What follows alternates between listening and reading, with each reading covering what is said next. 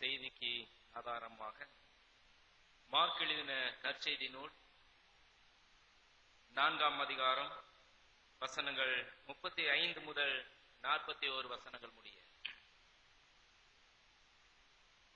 புதிய ஏற்பாட்டிலே 53வது பக்கம்.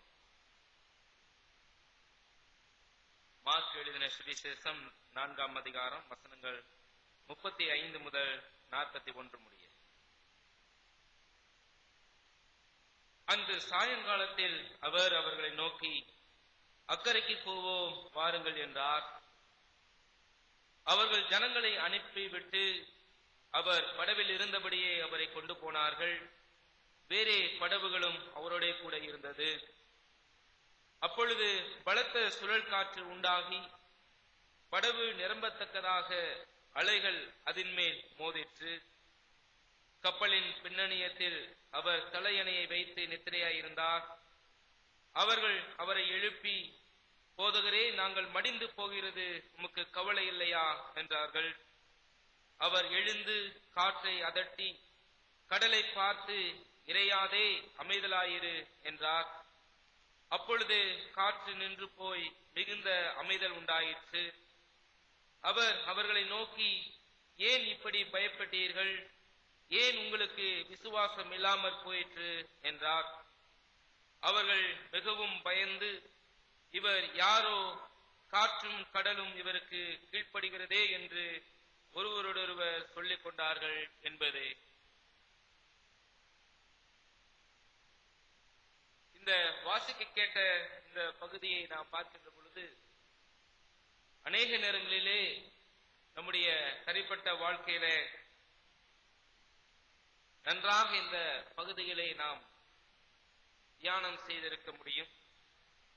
அநேக வேளைகளிலே திருச்சபையிலும் கூட இந்த பகுதியை மையப்படுத்தி நாம் தேவனுடைய மகத்துவமான வல்லமையை நாம் கேட்டு அறிந்திருக்க முடியும். இந்த மார்க்கு எழுதின சுவிசேஷத்தின் மைய கருத்து என்ன என்று பார்க்கின்ற பொழுது, இயேசு கிறிஸ்து யார் என்பதை விளக்குவதே இந்த சுவிசேஷத்தின் மைய கருத்தாக அமையப்பட்டிருக்கிறது. இயேசு கிறிஸ்து ராஜாவாக, இயேசு கிறிஸ்து தீர்க்கதரிசியாக, இயேசு கிறிஸ்து ஆசாரியராக தன்னை வெளிப்படுத்தி இருக்கிறார்.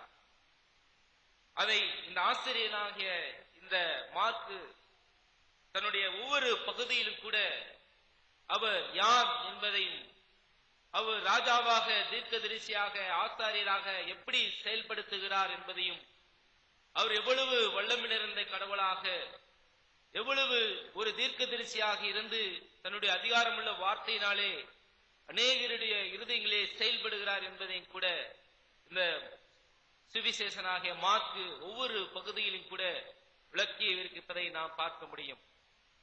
இந்த பகுதியை கூட நாம் பார்க்கின்ற பொழுது, முன் பகுதியிலே சீடர்கள் அவரை இருந்த நிலையிலே அவரை அழைத்து சென்ற நிலைப்பாட்டிலிருந்து அந்த பகுதியின் இறுதியிலே பார்க்கின்ற பொழுது அவரை குறித்து ஒரு ஆச்சரியமான ஒரு கேள்வியை எழுப்புகிறதை நாம் பார்க்க முடியும்.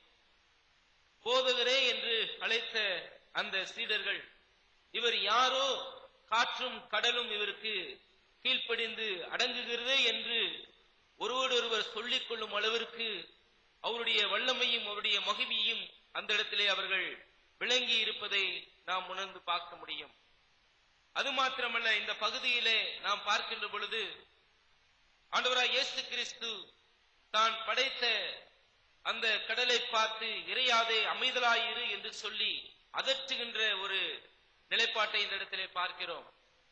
தொடர்ந்து 5ஆம் அதிகாரத்திலே பார்க்கின்ற பொழுது 1 முதல் 20 வசனங்களிலே அந்த இடத்திலே பிசாசு பிடித்திருந்த லேகியோனை அவர் அந்த இடத்திலிருந்து ஒரு பூர்ண சுகத்தை அந்த இடத்திலே கொடுப்பதை நாம் பார்க்க முடியும். 21ஆம் வசனத்திலிருந்து 43 வசனங்களிலே பார்க்கின்ற பொழுது யவீனுடைய மகள் மரண தருவாயிலே மரித்து போயிருந்த நிலைப்பாட்டிலே இயேசு கிறிஸ்து அங்கு கடந்து சென்று அந்த சிறு பெண்ணே எழுந்திரு என்று சொல்லி மறுபடியுமாக உயிரோடு எழுப்பின ஒரு நிலைப்பாட்டை நாம் பார்க்க முடியும். ஆக இவ்விதமான காரியங்களை மையப்படுத்தி நாம் பார்க்கின்ற பொழுது இயேசு கிறிஸ்து யார் என்ற கேள்விக்கு இந்த சுவிசேஷனாகிய மார்க் இந்த இடத்திலே ஒரு பதில் கூறுகிறார். அவரே யூதர்கள் எதிர்பார்த்திருக்கிற மேசியா, அவரே தேவனுடைய குமாரன், அவரே தீர்க்கதரிசி, அவரே ஆசாரியர், அவரே மகிமையின் ராஜா என்பதை ஆணித்தரமாக இந்த பகுதியிலே அவர் விளக்குகின்றதை நாம் பார்க்க முடியும். இந்த இடத்திலும் கூட இந்த 35ஆம் வசனத்திலிருந்து 41வது வசனம் வரை நாம் பார்க்கின்ற பொழுது, அன்று சாயங்காலத்தில் இயேசு அவர்களை நோக்கி அக்கறைக்கு போவோம் வாருங்கள் என்றார். அதற்கு முந்தைய அதிகாரத்திலே பார்க்கின்ற பொழுது இயேசு கிறிஸ்து தனக்காக ஒரு குறிப்பிட்ட நபர்களை தம்மோடு கூட இருக்கும்படியாக அவர் தெரிந்தெடுக்கிறார். அநேக திரளான ஜனங்கள் அவர் சீசர்களாக அவரை பின்பற்றி வந்த போதிலும் கூட தனக்கென்று அவர் 12 சீடர்களை அவர் தெரிந்து கொள்கிறார். அவர் தம்மோடு இருக்கும்படியாக, தம்முடைய வார்த்தைகளை உலகத்திற்கு பறைசாற்றும்படியாக அவர்களை தெரிந்து அவர்களை வழிநடத்துகிறதை நாம் பார்க்க முடியும். அவ்விதமாக அவர் தன்னுடைய சீடர்களை தெரிவு செய்து இப்பொழுது ஒரு நீண்ட ஒரு பிரசங்கத்திற்கு மத்தியிலே அந்த படையிலே அமர்ந்த வண்ணமாக தன்னை நோக்கி வந்த திரளான ஜனங்களுக்கு தேவனுடைய ராஜ்யத்தை குறித்த சுவிசேஷத்தை அவர் பிரசங்கித்து முடித்த பின்பாக தன்னுடைய சீடர்களை பார்த்து சொல்லுகிறார், அக்கறைக்கு போவோம் வாருங்கள் என்று அவர்களை துரிதப்படுத்துகிறதை நாம் பார்க்கிறோம். இந்த பயணமானது ஒருவேளை அந்த சீடர்களுக்கு வழக்கமான ஒரு பயணத்திலிருந்து ஒரு வித்தியாசமான பயணமாக இருந்ததா என்று சிந்தித்து பார்க்கின்ற பொழுது அவ்விதமான ஒரு வித்தியாசமான ஒரு பயணமாக இருக்க முடியாது என்பதை நாம் உணர்ந்து கொள்ள வேண்டும். காரணம் என்னன்னு சொன்னா, அவர்கள் 12 சீடர்களிலே பெரும்பாலான சீடர்கள் அந்த மீன் பிடிக்கிற தொழிலை செய்கின்ற அந்த மக்களாக காணப்பட்டார்கள். பேதுரு, அந்திரேயா, யாக்கோபு, யோவான் இவர்களை குறித்து பார்க்கின்ற பொழுது அவருடைய பாரம்பரிய தொழிலே அவர்கள் மீன் பிடிக்கிறவர்களாக அவர்கள் காணப்பட்டார்கள். ஆக அநேக நேரங்களிலே அநேக முறை அவிதமான கடற்பயன்களிலே அந்த கலிலேயா கடல் வழியாக அவர்கள் பிரயாணப்பட்டு போயிருக்க முடியும். ஆக அவருடைய இந்த குறிப்பிட்ட பயணமானது ஏதோ வித்தியாசமான ஒரு பயணமாக அவர்களுக்கு காணப்படவில்லை. ஆகவே இயேசு அவர்களை பார்த்து அக்கறைக்கு போவோம் வாருங்கள் என்று சொன்ன பொழுது அவர்கள் சந்தோஷமாக அவரை படவிலே ஏற்றிக்கொண்டு அவர்கள் பிரயாணப்பட்டு போகின்றதை நாம் பார்க்கிறோம். ஆனால் ஆண்டவராய் இயேசு கிறிஸ்துவை குறித்து பார்க்கின்ற பொழுது அந்த முந்தைய அதிகாரத்திலே பார்க்கின்ற பொழுது 3ஆம் அதிகாரம் 20 வசனங்களிலே பார்க்கின்ற பொழுது அவர் அமர்ந்து உணவு அருந்த கூட நேரம் இல்லாதபடிக்கு அவர் கடுமையாக தன்னுடைய தேவனுடைய ராஜ்யத்துக்குரிய சுவிசேஷத்தை தன்னை நோக்கி வருகின்ற, தன்னை தேடி வருகின்ற ஜனங்களுக்கு அவர் போதிக்கின்ற ஒரு நபராக அவர் காணப்பட்டதை அந்த இடத்திலே பார்க்கிறோம். ஆண்டவராய் இயேசு கிறிஸ்து 3 வருடம் இந்த உலகத்திலே கடுமையான தன்னுடைய ஊழியத்தை அவர் பறைசாற்றுகிறவராக காணப்பட்டார். அதிகாலை இருட்டோடே அவர் எழுந்திருந்தார். அதே சமயத்திலே அவர் தூங்குவதற்கோ ஓய்வெடுப்பதற்கோ சமயம் இல்லாத நிலைப்பாட்டிலே இந்த உலகத்திலே அவர் வாழ்ந்ததை நாம் மறுக்க முடியாது. இவ்விதமான நிலைப்பாட்டிலே இவ்விதமாக அவர் கலிலேயா கடலோரமாக அவர் பிரயாணப்பட்டு போகிற வழியிலே அவர் மிகவும் களைப்படைந்தவராக, சோர்வுற்றவராக அந்த பகுதியிலே நாம் பார்க்கிறோம். கப்பலின் பின்னணியத்திலே அவர் நித்திரையாய் இருந்தார் என்று சொல்லப்பட்டிருக்கிறது. அவர் அந்த இடத்திலே சற்று ஓய்வெடுக்கும்படியாக அவர் கப்பலின் பின்னணியத்திலே அவர் அயர்ந்த நித்திரை பண்ணி கொண்டிருக்கிறார். இப்பொழுது அந்த இடத்திலே ஒரு நிகழ்வு நடக்கிறது.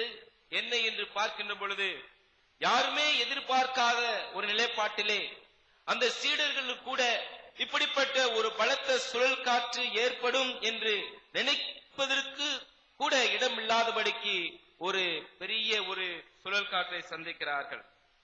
37ஆம் வசனத்திலே பார்க்கின்ற பொழுது அப்பொழுது பலத்த சுழல் காற்று உண்டாகி படகு நிரம்பத்தக்கதாக அலைகள் அதன் மேல் மோதிற்று. பொதுவாகவே மீனவர்கள் என்று சொல்லுகின்ற பொழுது அந்த கடலின் தன்மையை பற்றி நன்றாக அறிந்திருப்பார்கள். எந்த ஒரு காலகட்டத்திலே இவ்விதமான ஒரு சுழல் காற்று உண்டாகும், அந்த சுழல் காற்று உண்டாவதற்கான அறிகுறிகள் என்ன என்பதை அந்த மீனவர்கள் நன்றாக அறிந்திருப்பார்கள். ஆனால் இந்த இடத்திலே பார்க்கின்ற பொழுது அவ்வாறு அவர்கள் அறிந்து உணர்ந்து கொள்வதற்கு இடமில்லாதபடிக்கு எல்லாம் நன்றாக இருந்த ஒரு சூழ்நிலையிலே அவர்கள் போய்கொண்டிருந்த வேளையிலே திடீரென ஒரு சுழல் காற்று உண்டாயிற்று. ஒருவேளை அவர்கள் நினைத்திருக்க கூடும், வழக்கமாக ஏற்படுகிற ஒரு சிறிய ஒரு கொந்தளிப்பாக கூட இருந்திருக்கலாம் என்று சொல்லி தங்களுடைய மாம்சத்திலே அவர்கள் கொண்டிருக்கிற பலத்தினாலே பல்வேறு விதமான முயற்சிகளை அவர்கள் எடுத்திருக்க கூடும். ஆனாலும் கூட அதற்கு பலன் ஏதும் கிடைக்காத ஒரு நிலைப்பாட்டை பார்க்கிறோம். அவர்கள் சென்று கொண்டிருந்த அந்த படகு அமிழத்தக்கதாக பலத்த சுழல் காற்று அந்த கப்பலின் மீது மோதியதை அந்த இடத்திலே பார்க்கிறோம்.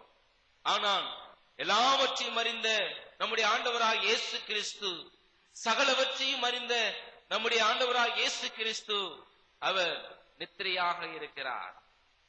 உடனே சீடர்களுக்கு பல்வேறு விதமான நிலைப்பாட்டிலே கோபம் வந்துருச்சு. உடனே இயேசு கிறிஸ்துவிடமாக அவர்கள் கடந்து சென்று சொல்லுகிறார்கள், போதகரே, நாங்கள் மடிந்து போயிருந்தோம், உங்களுக்கு கவலை இல்லையா? நாங்க பலவிதமான ஒரு சூழ்நிலையிலே வருத்தப்பட்டு சோர்ந்து போயிருக்கிற வேளையிலே நீரோ எங்களை காப்பாற்றாமல், எங்கள் மீது கரிசனை இல்லாமல் நீங்கள் அயர்ந்து தூங்கிக் கொண்டிருக்கிறீர்கள் என்று சொல்லி அவரை நோக்கி கேள்வி கேட்கிறார்கள். உடனே ஆண்டவராய் இயேசு கிறிஸ்து அந்த இடத்துல எழுந்து 39ஆம் வசனத்திலே பார்க்கிறோம், அவர் எழுந்து காற்றை அதட்டி கடலை பார்த்து, இறையாதே, அமைதலாயிரு என்றார். அவர் காற்றை பார்த்து அதட்டுகிறார். அதட்டி கடலை பார்த்து இறையாதே, அமைதலாயிரு என்று சொல்லி அந்த இடத்துல ஒரு நிசப்தத்தை ஏற்படுத்துகிறார். அது மாத்திரமல்ல, அவர் தன்னுடைய சீடர்களை பார்த்து கேள்வி கேட்கிறார், ஏன் இப்படி பயப்பட்டீர்கள்? ஏன் இப்படி பயப்பட்டீர்கள்? ஏன் உங்களுக்கு விசுவாசம் இல்லாமற் போயிற்று? அது மாத்திரமல்ல, அந்த அசாதாரண சூழ்நிலையானது ஒரு சாதாரண சூழ்நிலைக்கு மாற்றின ஆண்டவராய் இயேசு கிறிஸ்துவை பார்த்து அவர்கள் ஆச்சரியப்படுகிறார்கள். இவர் யார்? இவர் யார்? காற்றும் கடலும் கூட இவருடைய வார்த்தைக்கு கீழ்ப்படிந்து அடங்கி போகிறதே, இவர் யார் என்று சொல்லி பிரமித்து ஒருவர் சொல்லிக் கொண்டு இருக்கிற ஒரு நிகழ்வை இந்த இடத்திலே நாம் பார்க்கிறோம். இந்த பகுதியை நாம் சிந்தித்து பார்க்கின்ற பொழுது அதிலிருந்து நாம் படித்துக் கொள்ளுகிற பாடம் என்ன என்பதை நாம் விளங்கிக் கொள்ள வேண்டும். அப்படியாக சிந்தித்து பார்க்கின்ற பொழுது குறிப்பாக 3 முக்கியமான காரியங்களை நாம் சிந்தித்து பார்த்து நாம் இந்த இடத்திலே கடந்து செல்லலாம். முதலாவதாக நாம் பார்க்கின்ற பொழுது 35ஆம் வசனத்திலே, அன்று சாயங்காலத்தில் அவர் அவர்களை நோக்கி அக்கறைக்கு போவோம் வாருங்கள் என்றார். இயேசு கிறிஸ்து தாமே அவர்களை பிரச்சனையின் ஊடாக வழி நடத்துகிற ஒரு காரியத்தை நாம் இந்த இடத்திலே பார்க்க முடியும். Jesus Christ leads into storm என்று நாம் பார்க்கிறோம். இயேசு கிறிஸ்து அவர்களை புயலின் ஊடாக வழி நடத்துகிறார். இது யார் அந்த இடத்திலே முன்னுரைக்கிற காரியத்தை பார்க்கின்ற பொழுது, அன்று சாயங்காலத்தில் இயேசு அவர்களை நோக்கி அக்கறைக்கு போவோம் வாருங்கள் என்றார். இயேசு கிறிஸ்து தாமே அவர்களை தன்னுடைய சீடர்களை துரிதப்படுத்தி நாம் அக்கறைக்கு போக வேண்டும் என்ற ஒரு நிலைப்பாட்டை முன்வைப்பதை நாம் பார்க்க முடிகிறது. சாதாரணமாக நாம் பார்க்கின்ற பொழுது இந்த உலகத்திலே அநேக விதமான பிரச்சனைகளை நாம் சந்தித்துக் கொண்டிருக்கிறோம். அநேக விதமான வேதனைகள், வருத்தங்கள், வியாதிகள் உண்டாக இந்த உலகத்திலே நாம் வாழ்ந்து கொண்டிருக்கிறோம். அதையெல்லாம் சற்று ஆராய்ந்து பார்க்கின்ற பொழுது நம்முடைய பாவத்தின் நிமித்தமாக நாம் பல்வேறு விதமான தீமைகளையும் விளைவுகளையும் சந்தித்துக் கொண்டிருக்கிறோம். நாம் குடும்பத்திலே ஏற்படுகிற ஒரு தவறான ஒரு முடிவினாலே அநேக விதமான தீமையான காரியங்களை சந்தித்துக் கொண்டிருக்கிறோம். வேலையிலே ஏற்படுகிற ஒரு சரியில்லாத ஒரு தீர்மானத்தினாலே அநேக விதமான பிரச்சனைகளை சந்தித்துக் கொண்டிருக்கிறோம். அநேக விதமான காரியங்களை உட்கொள்ளக்கூடாத பதார்த்தங்களை நாம் உட்கொள்வதனாலே சரீரத்திலே வியாதிகளையும் வருத்தங்களையும் நாம் கொள்கிறவர்களாக காணப்படுகிறோம். இதையெல்லாம் பார்க்கிறப்ப, ஏன்பா இந்த பிரச்சனைக்கு காரணம் யாரு? நான் தான், என்னுடைய பாவம் தான். தேவனுடைய வார்த்தைக்கு புறமான காரியங்களை நாம் செய்வதன் விளைவாக நான் விதமான தீமைகளையும் விதமான வியாதிகளையும் வருத்தங்களையும் நான் அனுபவித்துக் கொண்டிருக்கிறேன் என்பதை நீங்கள் நானும் மறந்துவிடக் கூடாது. அதே சமயத்திலே அநேக நேரங்களிலே தேவன் நம்மை இவ்விதமான பிரச்சனையினூடாக இந்த உலகத்திலே வழி நடத்துகிறார் என்பதையும் கூட நாம் மறந்துவிடக் கூடாது. அநேக நேரங்களிலே நம்முடைய சரீர வியாதிகள், அநேக நேரங்களிலே குடும்பத்திலே பிரச்சனைகள், அநேக நேரங்களிலே வேலை செய்கிற இடங்களிலே குழப்பங்கள், அநேக நேரத்திலே புறஜாதியான ஜனங்கள் நிமித்தமாக நமக்கு எதிர்ப்புகள் வருகின்ற வேளையிலே இதற்கெல்லாம் என்ன காரணம் என்று நாமே ஆராய்ந்து பார்க்கின்ற பொழுது ஆண்டவராகிய இயேசு கிறிஸ்து இவ்விதமாக நம்மை விதமான பிரச்சனையினூடாக நம்மை வழி நடத்துகிறார் என்பதை நீங்களும் நானும் மறந்துவிடக் கூடாது. இந்த இடத்துல ஏன் இயேசு கிறிஸ்து இவ்விதமாக தம்முடைய சீடர்களை இவ்விதமான ஒரு நிலைப்பாட்டிற்குள்ளாக அழைத்து செல்ல வேண்டும் அப்படின்ற ஒரு கேள்வியை நாம் முன்வைக்க வேண்டும். எதற்காக? இயேசு கிறிஸ்து எல்லாம் அறிந்த கடவுள். அவர் அந்த இடத்திலே கடந்து செல்லுகின்ற பொழுது இவ்விதமான பிரச்சனைகள் எதிர்நோக்கி வரும் என்பதை நன்கு அறிந்திருந்த போதிலும் கூட ஏன் ஆண்டவராகிய இயேசு கிறிஸ்து இவ்விதமான நிலைப்பாட்டை தன்னுடைய சீடர்கள் சந்திக்கும்படியாக அனுமதிக்க வேண்டும் என்ற ஒரு கேள்வியை நாம் கேட்க வேண்டியவர்களாக இருக்கிறோம். அதற்கான பதிலையும் கூட இந்த வேதம் நமக்கு தெளிவாக கொடுக்கிறது. அந்த சீடர்கள் தம்முடைய ராஜ்யத்திலே தம்மோடு கூட இருக்க போகிறவர்கள், அந்த உலகத்திலிருந்து சிறப்பானவர்களாக தெரிந்து கொள்ளப்பட்ட அந்த 12 சீடர்கள் வைத்து அவர் இந்த உலகத்திலே திருச்சபையை கட்டப் போகிறார். அவர்கள் மூலமாக சுவிசேஷம் அநேக இடங்களுக்கு பிரசங்கிக்கப்பட போகிறது. அவ்விதமாக அவர்கள் இந்த உலகத்திற்குள்ளாக சுவிசேஷத்தை கொண்டு செல்கிற வழியிலே அநேக விதமான பாடுகளையும் பிரச்சனைகளையும் அவர்கள் சந்திக்க வேண்டியவர்களாக இருக்கிறோம். அவ்விதமான நிலைப்பாட்டிலே அவர்கள் எந்த ஒரு சூழ்நிலையிலும் கூட இலைக்கரித்து போய்விடக் கூடாது, தேவன் மீது ஒரு அவநம்பிக்கை அவர்களுக்கு வந்துவிடக் கூடாது என்பதற்காக அவர் நம்மோடு கூட சீடர்கள் இருக்கும் போதே அவர்களை ஸ்திரப்படுத்துகிற தேவனாக காணப்படுகிறார்.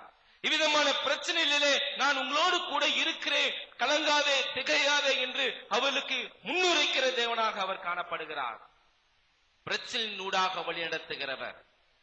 இவ்விதமான சூழ்நிலையிலே அவர்கள் அநேக விஷயங்களை அந்த இடத்திலே கற்றிருக்கிறார்கள் என்பதை நாம் மறந்துவிடக் கூடாது. சுவிசேஷங்கள் நிருபங்களிலே பார்க்கின்ற பொழுது இந்த அப்போஸ்தலனாகிய பேதுரு தன்னுடைய நிருபங்களிலே அவர் எழுதுகிற போது விதமாக சொல்லுகிறார். 1 பேதுரு 2-4 வசனத்திலே பார்க்கின்ற பொழுது இவ்விதமான பிரச்சனைகள் சோர்வுகள் வருகின்ற பொழுது நீங்கள் அதை குறித்து நீங்கள் கவலைப்படாதிருங்கள், அதற்கு பங்காளிகளாய் இருக்கிறீர்கள் என்று நினைத்து அதிலே மிகவும் சந்தோஷப்படுங்கள் என்று தன்னுடைய நிருபத்திலே விசுவாசிகளுக்கு அவர்கள் முன்னுரைக்கின்ற நிலைப்பாட்டை நாம் மறந்துவிடக் கூடாது. ஆக இந்த இடத்திலே என்ன முதலாவதாக நாம் பார்க்கிறோம்? Jesus Christ leads into storm. இயேசு கிறிஸ்து புயலின் ஊடாக தன்னுடைய சீடர்களை வழி நடத்துகிறார். உங்களுடைய வாழ்க்கையிலும் என்னுடைய வாழ்க்கையிலும் கூட அநேக நேரங்களிலே இவ்விதமான நிலைப்பாடுதான் நம்முடைய வாழ்க்கையிலே நடைபெறுகிற எல்லா விதமான நிலைப்பாட்டையும் கூட தேவன் முன்னறிந்திருக்கிறார். நம்மளை ஸ்திரப்படுத்தும்படியாக, நாம் அவரை சார்ந்து நிற்கும்படியாக, அவருடைய கட்டளைகளையும் நியமங்களையும் கை கொண்டு அவரை முழுதாக பற்றிக்கொண்டு இந்த உலகத்திலே பறைசாற்றும்படியாக தேவன் நம்முடைய வாழ்க்கையிலே இவ்விதமான காரியங்களை நமக்கு அனுமதிக்கிறார் என்பதை நாம் மறந்துவிடக் கூடாது. இரண்டாவதாக இந்த பகுதியிலே பார்க்கின்ற பொழுது அந்த சீடர்கள் சந்தித்த பிரச்சனை என்ன, அந்த பிரச்சனையின் மத்தியிலே அந்த சீடர்கள் எவ்விதமாக நடந்து கொண்டார்கள் என்பதையும் கூட நாம் முன்வைத்து தியானிக்க இருக்கிறோம். என்ன பிரச்சனை என்று பார்க்கின்ற பொழுது ஏற்கனவே நாம் சிந்தித்த விதமாக அவர்கள் பிரயாணப்பட்டு போகிற வேளையிலே இயேசு நித்திரையாய் இருக்கிறார். ஆனால் திடீரென்று பார்க்கின்ற ஒரு பெரிய சுழல் காற்று அந்த கப்பலை மோதுகின்றது. ஒரு பெரிய சுழல் காற்று அவர்கள் சென்றிருக்கிற படவை மோதி அதை அமிழ்ந்து போகத்தக்க ஒரு நிலைப்பாட்டை அந்த இடத்துல ஏற்படாதான் பெரிய பிரச்சனை. இப்ப எல்லாரும் சாகக்கூடிய தருவாயிலே காணப்படுகிறார்கள். அதுல பிரயாணம் சென்ற சீடர்கள், அதோடு கூட இயேசு கிறிஸ்துவும் உள்ளே இருக்கிறார். இவர் எல்லாரும் மடியக்கூடிய ஒரு தருவாயிலே ஒரு பெரிய பிரச்சனையை அந்த சீடர்கள் சந்திக்கிறார்கள். ஆனா அந்த சீடர்களுக்கு சரியான ஒரு சிந்தனை போக்கு இல்லை என்றுதான் சொல்ல முடியும்.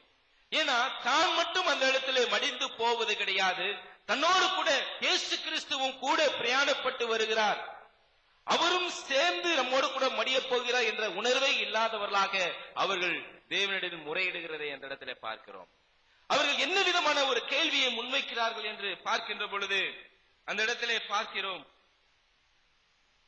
38ஆம் வசனத்திலே அவர்கள் அவரை எழுப்பி, போதகரே, நாங்கள் மடிந்து போகிறது உங்களுக்கு கவலை இல்லையா? To you not care? நாங்கள் மடிந்து போகிறது உங்களுக்கு கவலை இல்லாம இருக்கிறீங்களே, எந்த ஒரு அக்கறையும் இல்லாம நீங்க பாட்டுக்கு அசந்து தூங்கி கொண்டிருக்கிறீங்களே அப்படின்ற ஒரு கேள்விங்க. இருதயத்தை பிளக்கக்கூடிய ஒரு கேள்வி. அந்த கேள்வி ஒரு சாதாரணமாக அந்த வார்த்தையை எடுத்துக்கொள்ளப்பட முடியாது. இருதயத்தை பிளக்கக்கூடிய, வார்த்தையினால் கொல்லக்கூடிய ஒரு கேள்வியை அவர் கேட்கிறார். ஒரு கவலையும் இல்லாம நீ அசந்து தூங்கிக்கிட்டு இருக்கிறீங்களே, உங்களுக்கு கவலை இல்லையா? நாங்க சாக போகிறோமே, இன்னும் கொஞ்ச நேரத்தில் நாங்க செத்து மடிய போகிறோமே அப்படின்ற ஒரு கேள்வியை தன்னை படைத்த தேவனுக்கு முன்பாக வைக்கிறார்கள். உண்மையே சொல்லுமில்லையா, கொஞ்சம் கூட ஈவு இறக்கமே இல்லை அந்த கேள்வி கேட்கறதுக்கு. இந்த கேள்வி அவங்க கேட்டு இருக்க எந்த விதமான தகுதியும் இல்லைங்க. ஆனாலும் அதையும் கூட இயேசு கிறிஸ்து பொறுமையோடு தான் கைகொள்கிறார். அந்த இடத்துல கேட்ட கேள்வியானது ஒரு சாதாரணப்பட்ட ஒரு கேள்வி அல்ல. அவர் உண்மையாகவே அவரை நேசிக்கிற, அவர் மீது இரக்கம் செலுத்துகிற ஒரு தேவாதி தேவனாக அந்த இடத்துல காணப்படுகிறார். இந்த உலகத்துல எத்தனையோ சீடர்கள் தன்னை பின்பற்றின போதிலும் கூட அவர் குறிப்பிட்ட அந்த நபர்களை நமக்காக அவர் தெரிந்து செய்து கொள்கிறார். அவர்களுக்காக இன்னும் கொஞ்ச காலத்திலே அவர் மரிக்க போகிறார். அதுதாங்க ஒரு பெரிய சிறந்த நிலைப்பாடு. அவர்கள் அந்த 3ஆம் அதிகாரத்துல பார்க்கிறப்ப அவருடைய தாயாகிய மரியாள், அவருடைய சகோதரர்கள்லாம் அவரை பார்க்கும்படியாக வருகிறார்கள். 3ஆம் அதிகாரத்துல பார்க்கிறப்ப 3ஆம் அதிகாரம் 32ஆம் வசனத்திலிருந்து பார்க்கிறப்ப 31ஆம் வசனத்துல நான் வாசிக்கிறேன். அப்பொழுது அவருடைய சகோதரரும் தாயாரும் வந்து வெளியே நின்று அவரை அழைக்கும்படி அவரிடத்தில் ஆள் அனுப்பினார்கள். அவரை சுற்றிலும் உட்கார்ந்திருந்த ஜனங்கள் அவரை நோக்கி, இதோ உம்முடைய தாயாரும் உம்முடைய சகோதரரும் வெளியே நின்று உம்மை தேடுகிறார்கள் என்றார்கள். அவளுக்கு அவர் பிரதியுத்தரமாக, என் தாயார் யார், என் சகோதரர் யார் என்று சொல்லி தம்மை சூழ உட்கார்ந்து இருக்கிறவர்களை சுற்றி பார்த்து, இதோ என் தாயும் என் சகோதரரும் இவர்களே, தேவனுடைய சித்தத்தின்படி செய்கிறவன் எவனோ அவனே எனக்கு சகோதரனும் எனக்கு சகோதரியும் எனக்கு தாயுமாய் இருக்கிறான் என்றார். இந்த பகுதியில பார்க்கிறப்ப தன்னுடைய தாயாரும் தன்னுடைய சகோதரர்களும் அவர் மிகவும் சோர்வற்றிருக்கிறார் என்று சொல்லி அவரை அழைத்துக் கொண்டு போகும்படியாக வந்திருக்கிறார்கள். ஆனா இயேசு கிறிஸ்து அதைவிட சிறந்த ஒரு நிலைப்பாட்டை இந்த இடத்தில் சொல்கிறார். யார் எனக்கு தாய், யார் எனக்கு சகோதரர்கள்? என்னுடைய வார்த்தையின்படி செய்கிற இவர்களே என்னுடைய தாயும் என்னுடைய சகோதரமாய் இருக்கிறார் என்று சொல்லி அவர்களை குறித்து மேன்மைப்படுத்தி சொல்லுகிறார். ஆனா அவங்க என்ன கேள்வி கேட்கிறாங்க? என்னையா கவலை இல்லாம இருக்கிறீர்கள்? உங்களுக்கு ஏதாவது கவலையா இருக்கிறீரா? எங்கள் மீது ஏதாவது அன்பு செலுத்துறீரா? இது எதுவுமே இல்லாம ஐந்து தூங்கிக்கிட்டே இருக்கிறீரே, அந்த ஒரு கேள்வி. இயேசு கிறிஸ்து உலகத்திலிருந்து அவரை தமக்காக தெரிந்து கொண்டார். தம்மோடு இருக்கும்படியாக அவரை தெரிந்து கொண்டார். அவர்களுக்காக சிலுவிலே மரிக்கப் போகிறார். அது மாத்திரமல்ல, இந்த நிலைப்பாட்டின் மூலமாக தான் யார் என்பதை அவர்கள் உணர்ந்து வரும் காலங்களிலே ஒரு திட சாட்சியாக சபையிலே தூண்களாக அவர் நிறுத்தும்படியாக அவளை திடப்படுத்தும்படியாக அவர்கள் இந்த இடத்திலே பயன்படுத்துகிறார். ஆனா அவங்களோ கேட்ட கேள்வி மகா கொடூரமான ஒரு கேள்வியை கேட்கிறார். அது மாத்திரமல்ல, இவ்விதமான சூழ்நிலையில அவர்கள் இன்னொரு விஷயத்தை கூட மறந்து போனாங்க. என்னன்னு சொன்னா, இயேசு கிறிஸ்து தாமே அந்த இடத்துல நம்ம ஆரம்பத்திலே சிந்தித்தோம். இயேசு கிறிஸ்து தாமே அவர் இந்த சூழ்நிலையாக வழி நடத்துகிறார். அவர் சொல்லுகிறார், அக்கறைக்கு போவோம் வாருங்கள் என்று. சொன்னவர் யாரு? வானத்தையும் பூமியும் படைத்த சர்வ வல்லமையுள்ள ஆண்டவர் சொல்லுகிறார். அப்ப என்ன செஞ்சிருக்கணும்? சரி, அவர் சொல்லி இருக்கிறாரு, அவர் சொன்னது நிமித்தமாக எப்படி நான் சரி நம்மளை கரை போய் சேர்த்துருவார் என்ற ஒரு நம்பிக்கை இருக்கணுமா இல்லையா? அதையும் மறந்து போயிட்டாங்க. அவர் அன்பு செலுத்தல அப்படின்னு யோசித்தாங்க. இரண்டாவது, அவர் வார்த்தையும் அவர்கள் நம்பாமற் போனார்கள். காரணம் என்ன? காரணம் என்ன என்று ஆராய்ந்து பார்க்கின்ற பொழுது அங்க உயிருக்கு பயம், செத்து போவோம் என்ற ஒரு பயம். இன்னும் கொஞ்ச நேரத்தில் அந்த படகுல இருந்து அவர்கள் மூழ்கி அவர்கள் மரித்து போவோமோ என்ற பயம் அவர்களுக்குள்ளே வந்தவுடனே இயேசு கிறிஸ்துடைய அன்பின் அகலத்தையும் ஆழத்தையும் உணராமல் போய்விட்டார்கள். அவருடைய வார்த்தையை விசுவாசியாமல் போய்விட்டார்கள். அவர்கள் பிரச்சனையின் தன்மையும் பிரச்சனையும் ஆழத்தையும் மட்டுமே தான் அவங்க பார்த்து கொண்டிருக்கிற தவிர தம்மோடு கூட இருக்கிறவர் இந்த சமுத்திரத்தையும் சமுத்திரத்தில் உள்ள எல்லாவற்றையும் படைத்த தேவன் என்பதை அவர்கள் மறந்து விட்டார்கள். இதே போலதாங்க நீங்களும் நானும் இந்த சீடர்கள் மாத்திரமல்ல. சிந்திக்கும் போதெல்லாம் நான் யோசித்து பார்க்கிற ஒரு காரியம் என்னன்னு சொன்னா, இந்த சீடர்கள் மாத்திரமல்ல, அநேக நேரங்களிலே நீங்களும் நானும் கூட இந்த சீடர்களை போலதான் இயேசுவினுடைய அன்பின் அகலத்தையும் ஆழத்தையும் உணராத நிலைப்பாட்டிலே நாம் காணப்படுகிறோம். உலக தோற்றத்திற்கு முன்பாகவே நம்மை தெரிந்து கொண்ட ஆண்டவர் நல்லவர்களாக இருக்கும் போதும் இல்லைங்க. நீங்களும் நானும் நல்லவங்களாக இருக்கும் போது அவர் நம்மை தெரிந்து கொள்ளவில்லை. நம்மை அவர் எதிர்க்கிறவர்களாக, நாம் அவருக்கு சத்துருக்களாக, நாம் அவரை வணங்காதவர்களாக, அவரை விட்டு தூரம் போனவர்களாக இருந்த நிலைப்பாட்டிலே நம்முடைய மனசும் மாம்சமும் விரும்பிகளை செய்து நித்தியமான கோபாக்கனை பிள்ளைகளாக இருந்த நிலைப்பாட்டிலே அவர் முந்தி நம்மிடத்திலே அன்பு கூர்ந்தார். அவர் அன்பு கூர்ந்தனுடைய வெளிப்பாட்டாக இந்த உலகத்திலே தன்னுடைய ஒரே குமாரனா இயேசு கிறிஸ்துவை பாவம் அறியாதவரை இந்த உலகத்திலே கன்னி மரியாள் வயிற்றிலே பிறக்க செய்தார். அது மாத்திரமல்லங்க, நீங்களும் நாங்களும் நியாயமாய் பட வேண்டிய நிந்தைகளும் அவமானங்களையும் அவர் சிலுவையிலே ஏற்றுக்கொண்டார். நீங்களும் நானும் அந்த சிலுவையிலே அந்த கேடு அடைய வேண்டிய தருணத்திலே ஆண்டவராய் இயேசு கிறிஸ்து அவர் நமக்கு பதிலாக அவர் அந்த கேடு அடைந்தார். இதெல்லாம் எதனுடைய விளைவு? அவருடைய அன்பின் அகலம், ஆழம், உயரம் அளவிடப்பட முடியாத அவருடைய கிருபை இரக்கம் மட்டுமே என்பதை நினைக்கிறோமா? ஆனா என்னைக்காவது நம்ம உணர்ந்து பார்த்திருக்கிறோமா? என்னைக்காவது நம்ம உணர்ந்து பார்த்திருக்கோமா இதற்கு எந்த விதமான தகுதி என்னில இருக்கிறது அப்படின்னு யோசித்து பார்த்திருக்கிறோமா? நம்முடைய வாழ்க்கையில ஒரு சின்ன பிரச்சனை, ஒரு சின்ன வியாதி, இல்ல சின்ன வருத்தங்கள் வந்த உடனே இயேசு கிறிஸ்துவை நாம் கேள்வி கேட்கிறவர்களா இருக்கிறோமே. இயேசு கிறிஸ்து நம்ம உண்மையாகவே நேசிக்கிறாரா, அவர் நம்மை பற்றி கவலை அற்று இருக்கிறாரா என்று பல்வேறு சிந்தனைகளை நாம் கொண்டிருக்கிறவர்களாக இருக்கிறோமே. இது எந்த விதத்தில் அங்க நியாயம்? ஒருவேளை அப்பேற்பட்ட சிந்தனை உங்களுக்கும் எனக்குள்ளும் இருக்குமே, ஆனால் உண்மையிலே நாம் மனம் திரும்ப வேண்டியவர்களாக இருக்கிறோம். ஆண்டவரே, பாவியாக என் மீது கிருபையாயிரும் சுவாமி, உம்முடைய இரக்கத்தையும் உம்முடைய கிருபையையும் நான் உணராத நிலைப்பாட்டிலே நான் வாழ்ந்து கொண்டே இருக்கிறேனே.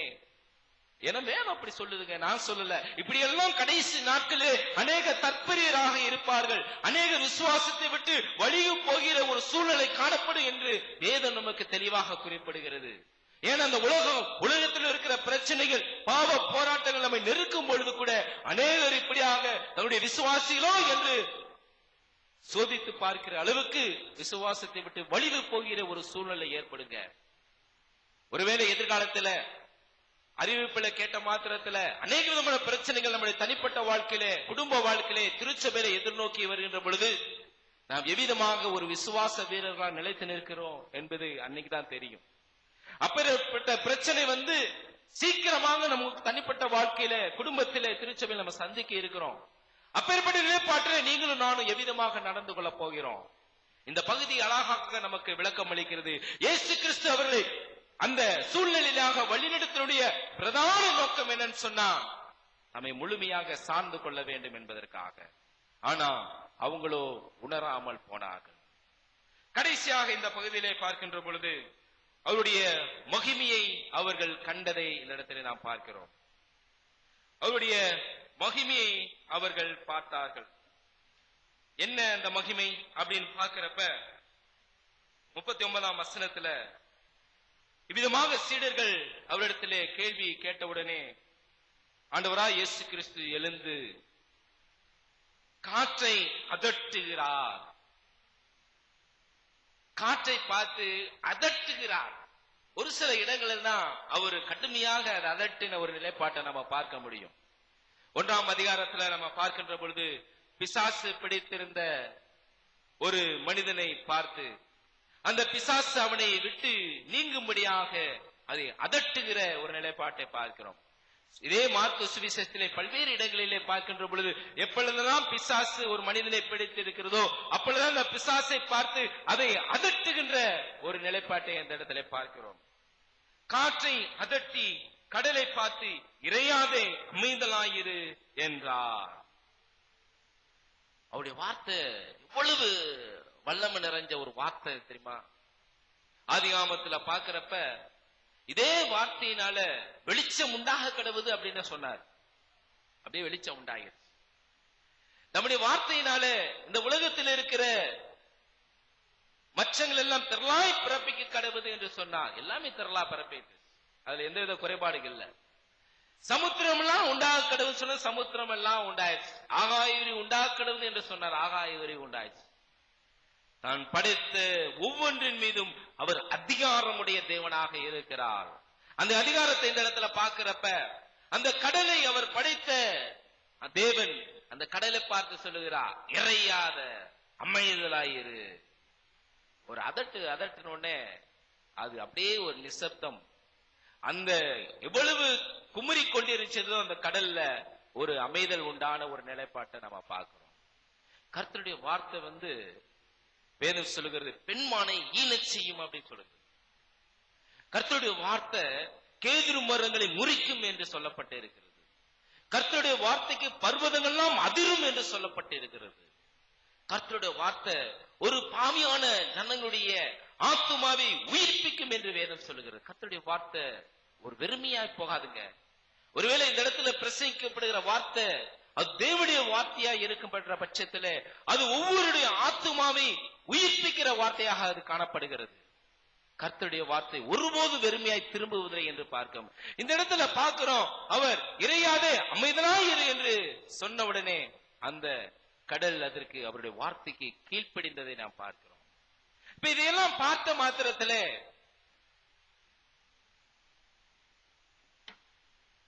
அந்த சீடர்களுக்கு ஒரே ஆச்சரியம். ஏற்கனவே சாக போற நிலைப்பாட்டுல பயந்தவங்க இப்ப இயேசு கிறிஸ்துடைய வார்த்தையை கேட்டு இயேசு கிறிஸ்து அந்த கடலை அதட்டின விதத்தை பார்த்த உடனே அவங்களுக்குள்ளாக ஒரு பெரிய ஒரு ஆச்சரியம் பயமும் கலந்த ஒரு நிலைப்பாடு. இவர் யாருப்பா? இவர் யாரு? காற்றும் கடலும் கூட இவருக்கு கீழ்ப்படிந்து நடங்குகிறதே, இவர் யார்? அவங்க நினைச்சிருக்கலாம் இவர் சாதாரண ஒரு போதகராக இருந்திருக்கலாம் என்று யோசித்திருக்கலாம். அதற்கு முன்பாக அவர் சீடர்களாய் தெரிந்து கொண்ட நிலைப்பாட்டிலிருந்து பார்க்கின்றப்ப அநேக சுகங்களை அவர் கொடுக்கிற தேவனாக இருந்தார். சும்மின கையை உடையவன் அந்த ஆலயத்திற்கு வந்தவுடனே நல்ல சுகம் கொடுத்தார் என்று பார்க்கிறோம். குஷ்டரோகி தன்னை தேடி வருகின்ற பொழுது குஷ்டரோகத்திலிருந்து அவருக்கு பரிபூர்ண சுகத்தை கொடுக்கிறார் என்று பார்க்கிறோம். 2ஆம் அதிகாரத்தில் திமிர்வாதக்காரனை அவர் சமூகத்திலே அழைத்து வரும்போது திமிர்வாதத்திலிருந்து அவனுக்கு சுகம் கொடுக்கிறதை பார்க்கிறோம். ஆனா இந்த இடத்துல நடந்த நிலைப்பாட்டை பார்க்கிறப்ப இயேசு கிறிஸ்து அதிகாரத்தோடு அதற்கு கட்டளையிடும் பொழுது அது கீழ்ப்படுகின்ற ஒரு நிலைப்பாட்டை பார்த்தோம்னா ஒரு ஆச்சரியம், பயம். இவர் யார்? இவர் யார்? ஆமாங்க, இவரே மேசியா, அவரே தேவனுடைய குமாரன், அவரே ராஜாதி ராஜாவும் கர்த்தாதி கர்த்தாவுமானவர், அவரே சகலத்திற்கும் ஊற்றும் காரண கர்த்தாவாக காணப்படுகிறார். அவரே எல்லாவற்றையும் படைத்தவர், படைப்பின் மீது அதிகாரம் நிறைந்தவர், வல்லம் நிறைந்த கடவுள் என்பதை அந்த இடத்திலே அவர்கள் நினைவு கூற முடிந்ததுங்க. உடனே பக்கத்தில் கூட சொல்லிக்கிட்டு, யாருப்பா இவ்வளவு பெரிய வல்லமை நிறைந்த கடவுளா நம்மளோட கூட இருக்கிறார் என்று சொல்லி அவருடைய வல்லமையின் கிரியை குறித்து அவர்கள் ஆச்சரியப்பட்டு அவர்கள் களி கூர்ந்த நிலைப்பாட்டை நாம் பார்க்கிறோம். ஆனா இயேசு கிறிஸ்து அதோட விடல. உடனே அவரோடு கூட இடைப்படுகின்ற ஒரு நிலைப்பாட்டை பார்க்கிறோம். அவர்களை பார்த்து கேட்கிறார் 40ஆம் வசனத்துல, ஏன் இப்படி பயப்பட்டீர்கள்? ஏன் உங்களுக்கு விசுவாசம் இல்லாமல் போயிற்று? ஏயா உங்களுக்கு பயம்? ஏன் உங்களுக்கு விசுவாசம் இல்லாமல் போயிற்று? உலகத்திலிருந்து உங்களை விசேஷித்தவர்களாக நான் தெரிந்து கொள்ளவில்லையா? உங்களை வச்சுதான் நான் திருச்சபையை நான் பிரஸ்தாபப்படுத்த இருக்கிறேன். உங்கள் மூலமாக அநேகர்களுக்கு சுவிசேஷத்தை கொண்டு செல்ல இருக்கிறேன். ஆனா நீங்க என்னுடைய வார்த்தையை நம்பாம இப்படி போயிட்டீங்களே, என்னுடைய அன்பின் மீது உங்களுக்கு சந்தேகம் எழும்பிய வேண்டிய அவசியம் என்ன அப்படின்னு சொல்லி இயேசு கிறிஸ்து அவருடைய தவறுகளை சுட்டி காண்பிக்கிறார். ஒருவேளை இந்த நேரத்திலே தேவனுடைய வார்த்தையை கேட்டுக்கொண்டிருக்கிற நீங்கள் நானும் கூட நாமே சிந்தித்து பார்ப்போம். அநேக நேரங்களில் தேவனுடைய மகிமையை நம்முடைய வாழ்க்கையிலே கண்டிருக்கிறோமா? பிரச்சனைகள் மத்தியிலே, வியாதிகள் மத்தியிலே, கஷ்டங்கள் மத்தியிலே அவருடைய மகிமை இன்னதென்று நாம் விளங்கி இருக்கிறோமா? அப்படி விளங்கலன்னு சொன்னா தேவனிடத்திலே நாம் மனம் திரும்ப வேண்டிய நிலைப்பாட்டில் இருக்கிறோம். அவரை அறிய வேண்டிய பிரகாரமாக நீங்களும் நானும் இன்னும் அறிந்து கொள்ளாத நிலைப்பாட்டில் இருக்கிறோம். அப்படி இருக்கின்ற பட்சத்திலே வருகின்ற நாட்களில் ஏற்பட போகிற பிரச்சனையில நம்ம யாருமே தப்பித்துக் கொள்ள முடியாதுங்க. எப்பொழுது ஒருவன் தேவனோடு கூட நெருங்கி ஐக்கியம் கொண்டிருக்கிறாரோ அவர் யார் என்பதையும், அவர் படைத்தவர், ஆளுகிறவர், அவர் எல்லாவற்றையும் வழிநடத்துகிற என்ற சிந்தனை ஒவ்வொரு விசுவாசிக்குள்ள ஆணித்தரமாக இருக்கிறதோ, அப்பதான் இந்த உலகத்தின் மாம்சத்தையும் பிசாசையும் எதிர்த்து நாம் போராடக்கூடியவர்களாக இருக்க முடியும். அப்படி இல்லைன்னு சொன்னா ஒரு நாளிலே நாம் பிரச்சனைகள் நம்மை நோக்கி வருகின்ற பொழுது நாம் நம்மை விட்டு வழி விலகி போகிறவர்களாக நாம் காணப்படுவோம். ஒருவேளை இந்த இடத்துல அநேக தொடர்ந்து தன்னுடைய வாழ்க்கையிலே பயத்தோடு காணப்படுவீர்களானால், உங்களுடைய வாழ்க்கையில் ஏற்படுகிற பிரச்சனைகளிலே, சோர்வுகளிலே நீங்கள் ஒரு நிலையற்ற ஒரு நிலைப்பாட்டிலே நீங்கள் காணப்படுவீர்களானால், அது காரணம் என்ன தெரியுமா? நீங்கள் இயேசு கிறிஸ்து யார் என்பதை உங்களுடைய வாழ்க்கையில அறிந்து கொள்ளாம இருப்பதுதான். இயேசு கிறிஸ்து யார் என்ற கேள்வியை நீங்க கேட்கின்ற பொழுது அது உங்களால பதில் சொல்ல முடியாத நிலையில இருக்கிறீங்க. அவர்தான் வானத்தையும் பூமியும் படைத்த தேவன், அவரே சர்வத்தையும் ஆளுகிறார் என்பதை உங்களால் உணர்ந்து கொள்ள முடியாத நிலையில இருக்கிறீங்க. அது காரணம் உங்களுடைய பாவம் தாங்க. உங்களுடைய பாவம் தான் இயேசு கிறிஸ்து யார் என்பதை அறிந்து கொள்ளாதபடிக்கு அதுக்கு ஒரு பெரிய தடையாக இருக்கிறது.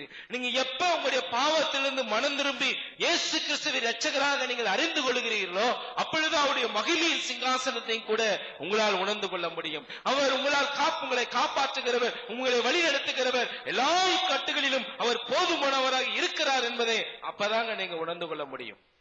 ஒருவேளை இயேசு கிறிஸ்துவை யாராவது அறிந்து கொள்ளாமல் இருப்பீர்களானால், நீங்கள் செய்ய வேண்டியதெல்லாம், ஆண்டவரே நான் பாவியாக இருக்கிற சுவாமி, நீர் யார் என்பதை இந்த உலகத்திற்கு வெளிப்படுத்தி இருந்தும் நான் அறிந்து கொள்ள முடியாத ஒரு குருடனாக நான் காணப்படுகிறேன். என்னுடைய குருட்டுத்தன்மை நீங்கும்படியாக எங்களுக்கு உதவி செய்யும் சுவாமி. உண்மை அறிந்து கொள்ள முடியாத ஒரு கல்லான இருதயம் உள்ள ஒரு ஜடப்பொருளாக நான் காணப்படுகிறேன் சுவாமி. என்னுடைய கல்லான இருதயத்தை மாற்ற நம்முடைய வார்த்தையினாலே முடியும் என்பதை நான் விசுவாசிக்கிறேன் சொல்லி நீங்கள் இயேசுவினிடமாக நம்முடைய இருதயத்தை திருப்புகின்ற பொழுது அவருடைய வார்த்தை ஒவ்வொரு பாவியானுடைய ஜனங்களுடைய ஆத்துமாவை உயிர்ப்பிக்கும் என்பதிலே எந்த விதமான சந்தேகமும் இல்லை. அப்பேற்பட்ட கிருபையும் சிலாக்கியத்தையும் தேவன் தாமே நமக்கு தந்தருள்வாராக. ஆமென்.